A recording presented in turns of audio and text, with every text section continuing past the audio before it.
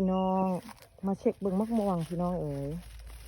มะม่วงข้าพเจ้ามะม่วงน้ำดอกไม้ข้าพเจ้าห่อว้าสิถูก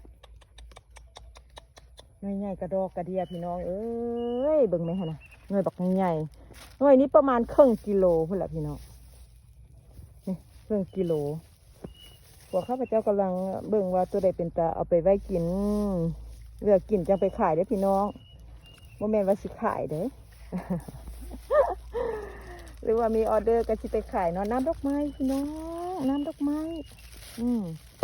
น้ำดอกไม้ว้าวหน่วยนี้ก็สวยงามมากพี่น้องเส้นห่อแล้วเป็นอย่างสีได้พี่น้องแมงวันทองก็โบมาตอมนะพี่น้องเอ๋ยเนื่องจากว่าแมงวันทองมันกระหมักเนาะมะม่วงนี่เนาะเห็นไหมเป็นน้ำดอกไม้เบิดต้นนี้นะพี่น้องซุ่มอันอีกต้นหนึ่งก็เป็นน้ำดอกไม้พี่น้องเอ๋ยปีนี้เพิ่นโอ้ให้หน่อให้ผลหลายปีนี้นะพี่น้อง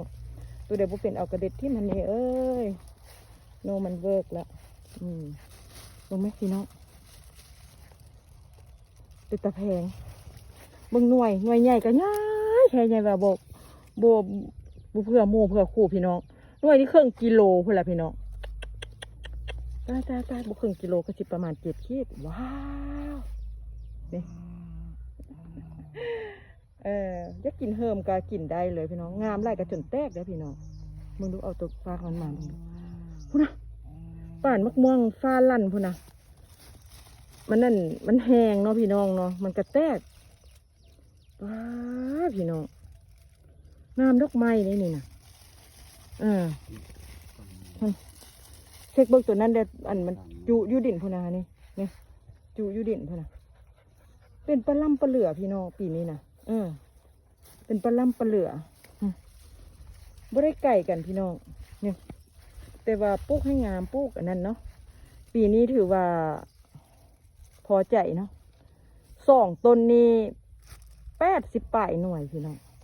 2 ต้นนี้80 ปลายหน่วยเดี๋ยวก็ประมาณครึ่งกิโลพอได้อยู่ได้กินมัดอยู่นี่แมนเบิร์ดพี่น้องให้อุ่นต้นนี่นะพูนะลากอยู่ขี้ดินพูนะพี่น้องพูนะลากอยู่ขี้ดินข้าพเจ้าห่อมักซิดาแดเนาะนี่มักซิดาต้นน้อยๆครับเขาเอาอันละหน่วย2 หน่วยย่านอันแพร่ต้นพูนะลากอยู่ขี้ดินนะมันได้มาเช็คเบิ่งว่าหน่วยเด็กแตกคือจังซีเนาะเขาก็เดี๋ยวเด็กก็หาแตกได้พี่น้องห้อนหลายเนาะห้อนหลายก็แตกนะดิกำลังเช็คเบิ่งมะม่วงว่ามันที่เป็นยังไง